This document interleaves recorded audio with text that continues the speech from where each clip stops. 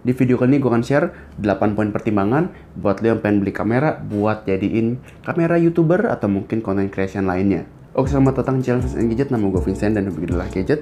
Jadi ditolak nama channelnya Vince and Gadget. Kita langsung ke topiknya, 8 poin pertimbangan untuk membeli kamera yang cocok buat videografi. Videografi yang ringan-ringan aja seperti YouTube dan content creation lainnya. Disclaimer dulu, ini untuk yang levelnya memang masih mulai-mulai aja, bukan yang udah mulai ke serius, udah mulai memang udah orang ngerti gitu. Kalau udah orang ngerti mah nggak nonton beginian. Dan kontennya ya YouTube, TikTok, Instagram. Jadi 8 poinnya adalah ini. Gue taruh di samping. Gue juga kalau bacain juga nggak bakal keinget. Nih gue taruh di samping sama nanti gue kasih timestampnya. Kita langsung mulai. Yang pertama adalah FPS atau frame per second. Jadi kamera ini dapat merekam sampai berapa frames per second. Untuk rata-rata biasa kameranya sudah punya bisa ngerekam sampai 30 fps atau 60 fps. Untuk beberapa kamera yang pengen lebih beda sedikit, ada yang namanya 24 fps, 25 fps. Jadi 24 atau 25 itu beda tergantung NTSC atau PAL. NTSC atau PAL itu apa? Googling sendiri, gue jelasin juga bingung. Atau mungkin 60 fps atau mungkin 50 fps itu antara NTSC atau PAL. Kalau misalnya cukup beruntung bisa dapat namanya slow motion, fps-nya itu bisa sampai 120 fps. Tapi kalau untuk rata-rata kita yang biasanya pakai kamera handphone itu biasanya adalah 30 frame per second. Tapi kalau yang pengen cinematic, yang kayak settingan gua sedikit agak cinematic, nggak cinematic ceritanya ya, tapi gambarnya jadi agak lebih patah-patah, ini ada di 24 fps. Poin kedua adalah resolusinya. Resolusi yang biasa kita pakai maunya berapa? Misalkan yang paling wajar, kalau sekarang lu nonton di handphone atau di YouTube, resolusinya berapa? 144p, 3240p, 360p, 720p, 480p, atau 1080p, atau mungkin agak sultan sedikit yang punya internetnya kencang banget, 1440p, atau mungkin 2160p. Jadi itu adalah resolusi. Kalau sebagai gampangannya, biasa yang kita nonton 1080p atau mungkin monitor-monitor di handphone kita, atau mungkin rata-rata monitor di komputer, itu biasanya 1080p.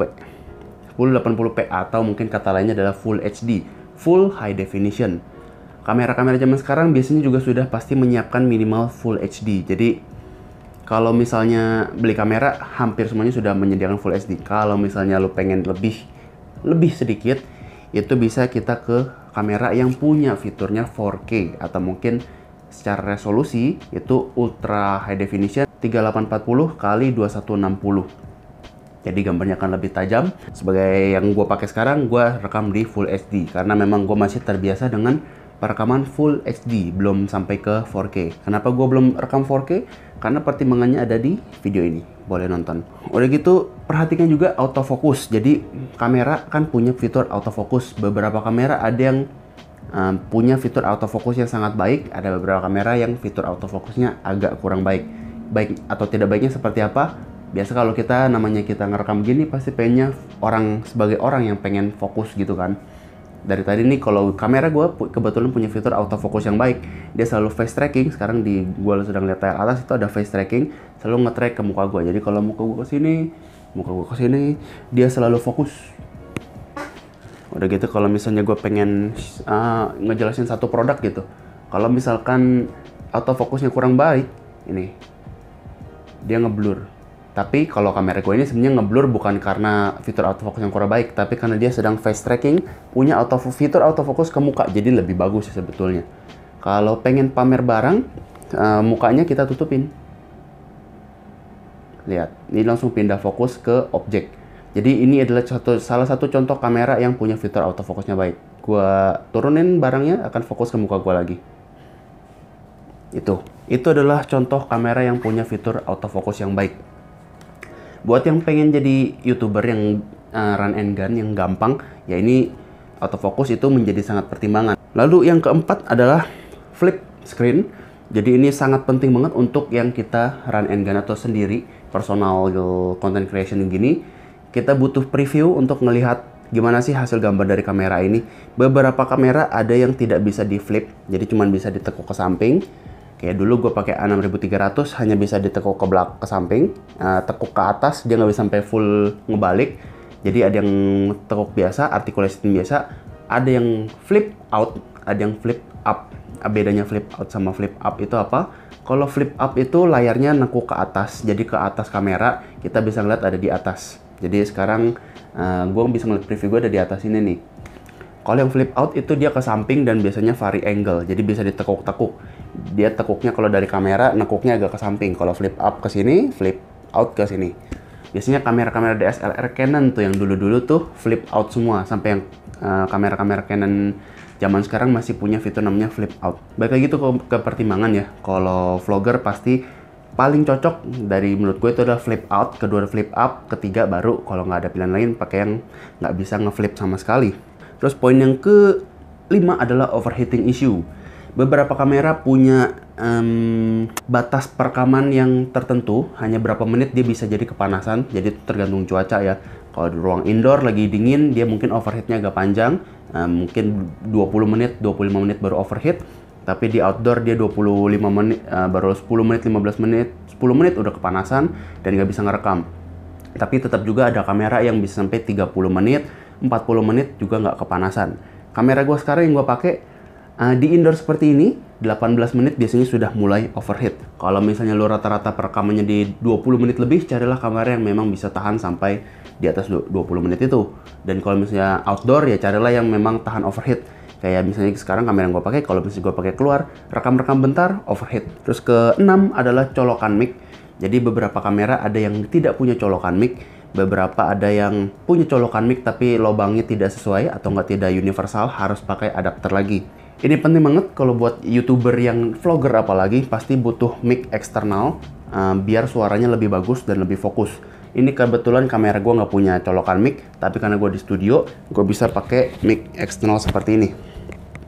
Jadi santai-santai aja kalau gue sih sebetulnya. Tapi kalau misalnya buat outdoor, kamera ini sudah pasti akan sangat terganggu. Kalau misalnya gue ngevlog, suaranya pasti akan sangat terganggu. Entah itu bergaung, entah itu ada suara-suara lain yang terlalu mengganggu. Terus yang 2 poin terakhir ini sebenarnya nggak terlalu pertimbangan banget sih. Ini udah agak detail. Yaitu adalah IBIS atau Image Stabilizer, In-Body Image Stabilizer. Ada yang jenis stabilannya dari lensa, ada yang jenis penstabilannya dari body kamera. Secara detailnya gue bikin penjelasannya di sini. Tapi untuk vlogger-vlogger yang di luar-luar, yang sering jalan-jalan, minimal harus punya kamera yang ada satu minimum stabilisasinya. Stabilisasinya entah itu dari body kamera, dari lensanya kamera, atau mungkin dari electronics atau dari softwarenya kamera. Jadi OIS atau ACE. Kamera gue sendiri sekarang nggak ada stabilisasi di body, nggak ada stabilisasi di lensa.